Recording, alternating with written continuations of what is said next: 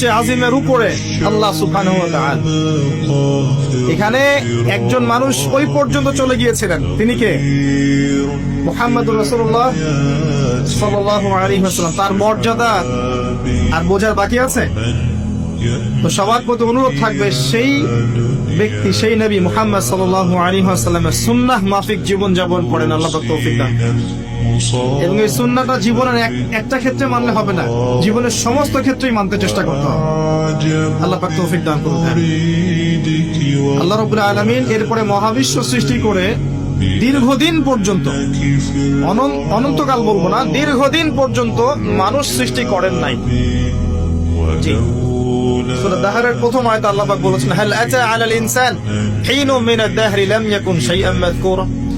মানুষের উপরে এমন একটা সময় চলে গেছে যে মানুষ কোনো আলোচ্য বিষয় ছিল না। মানে মানুষ সৃষ্টি করা হবে, এখন দুনিয়া যা হচ্ছে দেখতে পাচ্ছেন, আমরা কোনো টপিকই ছিলাম না।